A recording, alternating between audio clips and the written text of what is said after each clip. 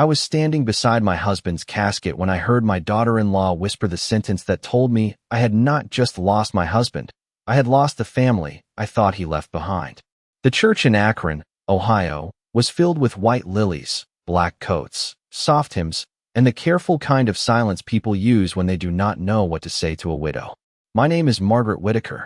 I was 68 years old that morning, and for 46 years, Robert had been the steady hand at the small of my back, the voice calling from the garage, the man who knew exactly how I liked my coffee before I even walked into the kitchen. Now he lay in a polished walnut casket beneath a folded American flag from his years in the service, and everyone kept touching my shoulder as if I might break apart in public. I did not. I shook hands. I accepted condolences. I thanked the pastor. I smiled at women from church who brought casseroles and men from Robert's old office who told me he had been one of the good ones. I had already cried so much in the quiet of our bedroom that there seemed to be nothing left for the sanctuary. Then, just before the final prayer, my lace handkerchief slipped from my fingers and drifted to the floor near the front pew. I bent to pick it up, moving slowly because my knees were not what they used to be, and that was when I heard Lauren's voice behind the curtain of white flowers. My daughter-in-law was speaking low, but not low enough. "Rush the will," she whispered. "She's going to a home." For 1 second, I forgot how to breathe. I stayed bent over, my fingers closed around that handkerchief, while the words settled into me like winter through a cracked window. Rush the will. She's going to a home. Not Mom. Not Margaret. Not even she'll need help.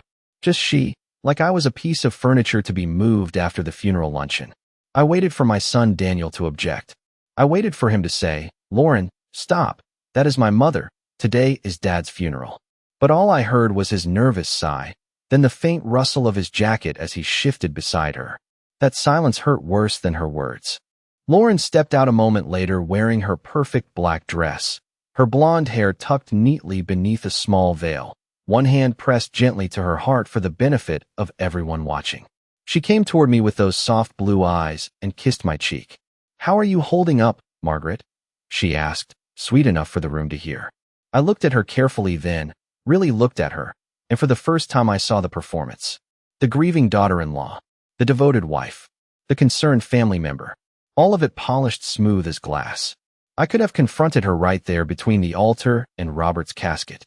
I could have asked why she was planning my future before my husband was even in the ground. Instead, I folded my handkerchief, placed it in my purse, and rested my hand on Robert's casket one last time. I smiled at Lauren. Not warmly, not weakly, just enough. Because in that moment I understood something she did not. Robert had spent 46 years teaching me patience, and grief had not made me helpless. It had made me quiet, and quiet women hear everything.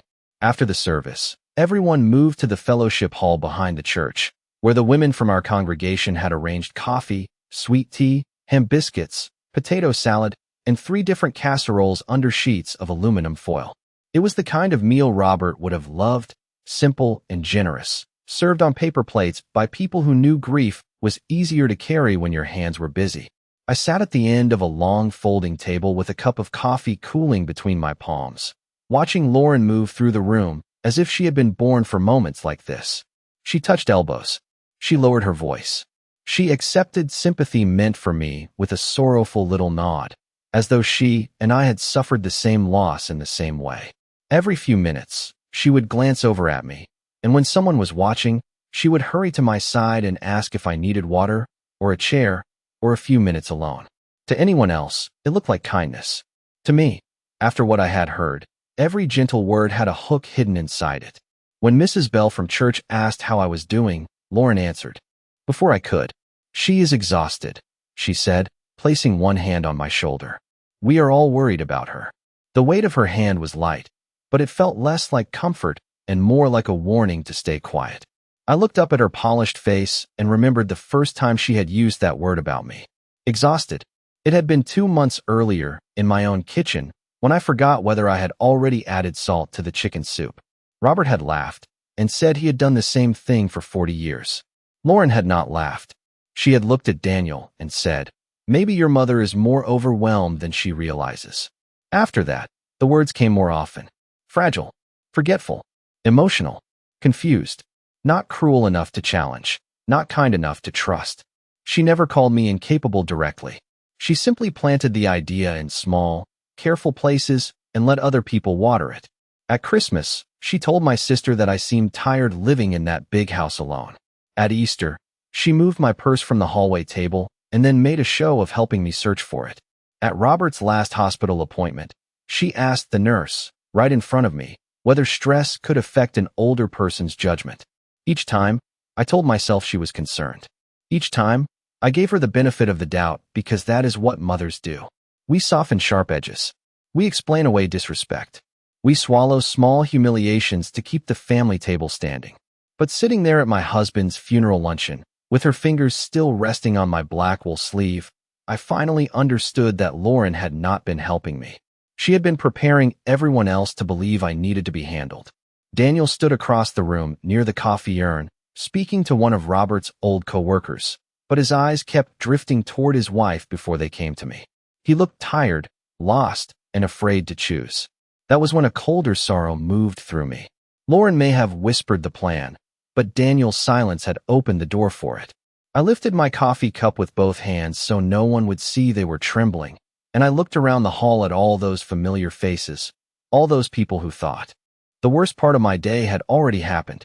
They had no idea that while Robert's flowers still smelled fresh, my family was already deciding where to put me. That night, after the last casserole had been carried into my kitchen and the last sympathetic voice had faded from the front porch, the house settled around me with a silence I had never heard before. Robert's recliner sat angled toward the television, his reading glasses still folded on the side table beside a half-finished crossword puzzle. His navy cardigan hung over the back of a kitchen chair, as if he had only stepped into the garage and would come back asking whether I had seen his tape measure. I stood there in my black dress, unable to move, while Lauren's whisper kept circling through my mind like a hand turning a key. Rush the will. She is going to a home. I wanted to believe grief had twisted what I heard. I wanted to believe no woman would speak that way at her father-in-law's funeral, not while his widow stood a few feet away. But memory has a cruel way of rearranging itself once the truth begins to show. Little moments I had brushed aside started returning, each one sharper than before. 3 weeks before Robert passed, he had been sitting at the kitchen table with a blanket over his knees, watching Lauren through the window as she helped Daniel load storage boxes into their sport utility vehicle. He had not taken his eyes off her when he asked me, "Has Lauren been asking about the house again?" I had laughed softly and told him she was only trying to help us organize paperwork.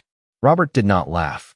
He looked tired that day, older than his 72 years, but his mind was clear. "Maggie," he said, using the name only he still called me. Help and hunger can sound almost the same when someone knows how to soften her voice. I told him he was being suspicious because he was ill and worn down. He reached across the table and covered my hand with his. "Promise me you will not sign anything without Evelyn reading it first." Evelyn Ross had been our estate attorney for nearly 20 years, a calm woman with silver hair, sharp glasses, and a way of making complicated papers sound like plain English. I promised, mostly to ease his worry. A few days later, I found Robert in his study with the safe open, his checkbook, insurance papers, and property deeds spread across the desk. He told me he was updating passwords because too many people knew too much. At the time, I thought he meant scammers, those strangers who called pretending to be from the bank or the Internal Revenue Service. Now I remembered how he closed the safe quickly when Daniel and Lauren came through the back door. I remembered Lauren's eyes moving across the room, not at Robert's face, but at the papers. Then there was the blue envelope. I had seen it only once, tucked under Robert's old military Bible in the top drawer of his desk. When I asked about it, he said, "Not yet, sweetheart. But if things ever feel wrong, start there." I had kissed his forehead and told him nothing would feel right without him. He smiled, but there had been sadness behind it, the kind a man carries when he knows he may not be there to explain what he has protected. Standing alone in our kitchen that night, I finally understood Robert had seen the storm before I did. He had not been paranoid. He had been preparing me. I did not open the blue envelope right away. For almost an hour, I stood outside Robert's study with my hand on the brass doorknob, listening to the old house breathe around me. The furnace clicked on in the basement. A branch tapped softly against the kitchen window. Somewhere down the hall, The wall clock Robert had repaired himself kept ticking as if time had not changed at all. But everything had changed. I finally stepped inside and turned on the green banker's lamp on his desk. The room still smelled like him, cedar, coffee, and the faint trace of the peppermint candies he kept in the top drawer. His chair was pushed back at a slight angle, the way he always left it when I called him to dinner. I ran my fingers over the edge of the desk, past the framed photograph of our wedding day, past the little ceramic bird our granddaughter had painted when she was 8, until I reached the old military Bible. My hands were steady when I lifted it. That surprised me. Beneath it lay the blue envelope, sealed but not hidden. The next morning, I woke before sunrise, not because I had slept well, but because grief has a way of pulling you out of bed before your body is ready. The house was gray and still, with only the soft hum of the refrigerator and the distant sound of a garbage truck moving down the street. I made coffee the way Robert liked it, then poured half of it down the sink when I remembered there was no second mug to fill. On the kitchen table, beside a plate of toast I could not eat, sat Robert's blue envelope, Evelyn's business card, and the small digital recorder she had told me to use whenever anyone came to discuss documents. I had bought it years earlier to record church committee meetings when my hearing started to fade in crowded rooms. Now it rested in my apron pocket like a secret. At 9:15, the doorbell rang. Through the front window, I saw Lauren on the porch holding a glass baking dish covered in foil, a bouquet of white daisies, and a canvas tote bag with the logo of a senior living community outside Columbus. She had waited less than 24 hours after burying Robert. That told me everything. I opened the door with my house shoes on and my robe tied neatly at the waist, looking exactly like the tired widow she expected. "Margaret," she said, stepping forward before I invited her in. "I brought breakfast casserole. You must not be eating enough." Her eyes moved past me into the hallway, across the framed photographs, the antique mirror, the oak staircase Robert had refinished himself, and finally toward the closed door of his study. She was not checking on me. She was inventorying my life. I smiled faintly and let her inside. That was thoughtful. She set the casserole on the counter and the daisies in the sink, then pulled 2 glossy brochures from her tote bag, as if she had simply happened to bring them. "Daniel and I were talking last night," she began, soft as cotton. "We just feel this house may be too much for you now. So many stairs, so much maintenance. And after everything you have been through, you deserve care, structure, meals, activities, people around you." I looked at the smiling seniors on the brochure cover, all of them posed in bright sweaters beside a fake fireplace. "It looks expensive," I said. Lauren's face brightened, not with concern, but with opportunity. "That is why we should handle the financial side quickly. There are things Daniel can manage for you. Bills, accounts, the house, Robert's paperwork. You should not have to worry about any of it." Then she reached into her tote bag and placed a folder on my kitchen table. The sound of it touching the wood was soft, but it landed like a verdict. "It is just a simple power of attorney," she said. "Temporary, of course. To protect you." I sat across from her and folded my hands, letting my thumb brush the recorder through my apron. "Did Daniel ask you to bring this?" For the first time, her smile twitched. "We both want what is best." That was not an answer. I opened the folder and saw little yellow tabs already marking the places where I was supposed to sign. My name had been typed in full. Margaret and Whitaker. My address. My date of birth. Even the last 4 digits of my social security number. A chill moved through me so cleanly that my hands stopped trembling. She had not brought a suggestion. She had brought a trap dressed as help. I picked up a pen, watched her lean forward, then set it down again. "I need my reading glasses," I said. Lauren exhaled, almost smiling. "Take your time." I stood slowly, walked to the counter, and looked at Robert's empty coffee mug by the sink. Then I turned back to my daughter-in-law. "I will," I said. "I intend to take all the time I need."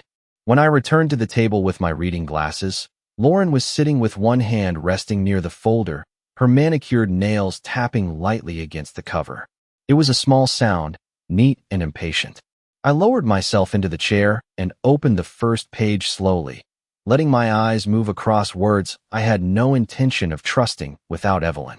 Lauren watched me the way a person watches a stove, waiting for something to boil. "This is a lot to understand so soon," I said. "Maybe Daniel should explain what he wants me to do." Her smile tightened. "Daniel is overwhelmed. Losing Robert has been hard on him. 2. I looked at her over the rim of my glasses. I lost my husband. She blinked, just once, and then arranged her face back into sympathy. Of course. That is why we are trying to make things easier.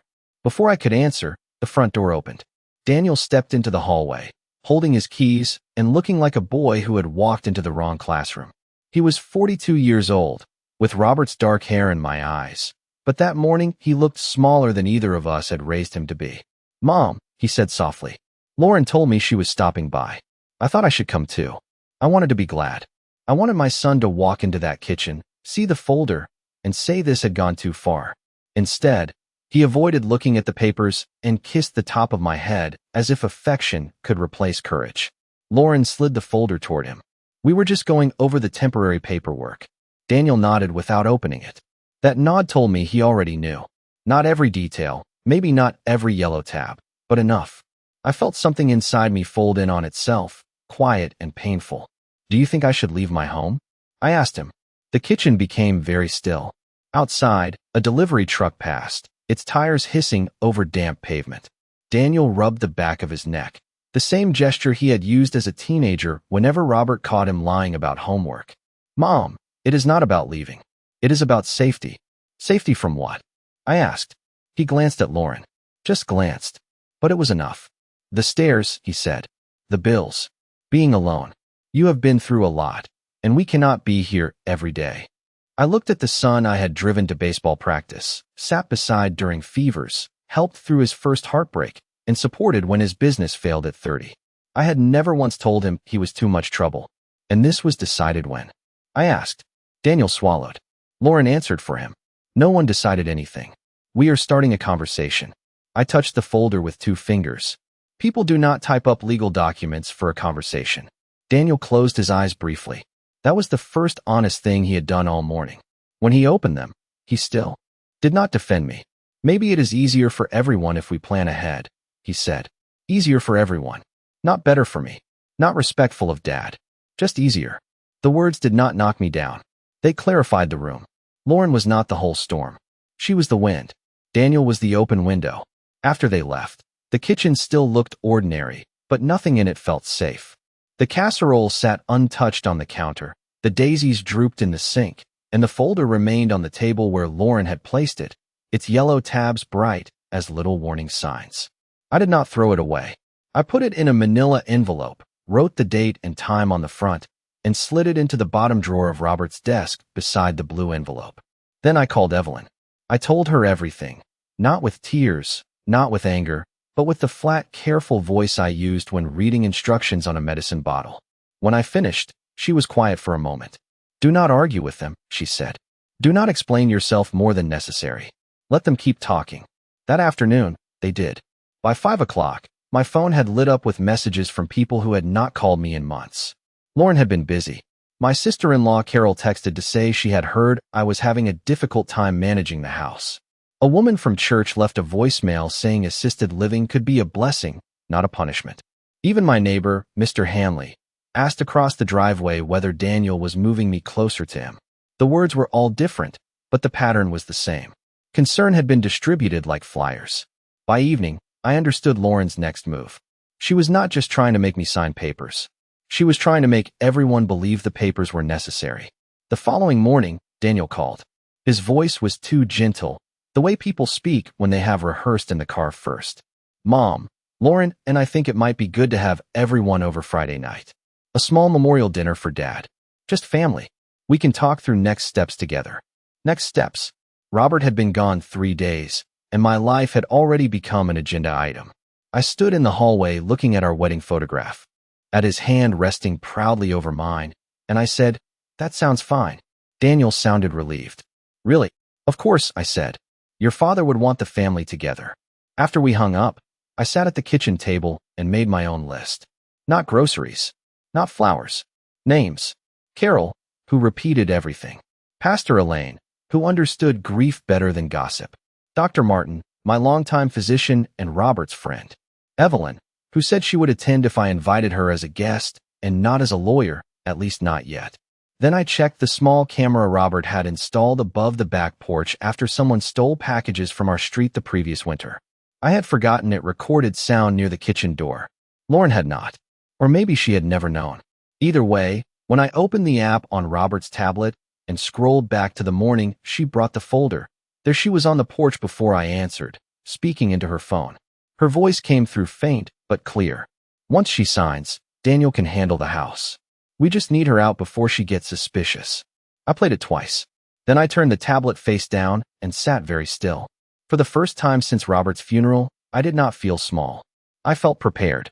By Friday evening, the house smelled of roasted chicken, coffee, and the lemon pound cake Robert used to ask for on Sundays. I set the dining room table for 10 with the good china, the silver flatware, and the white linen napkins I had ironed the morning after our 40th anniversary, because Robert always said a family meal deserved dignity, even when the family did not.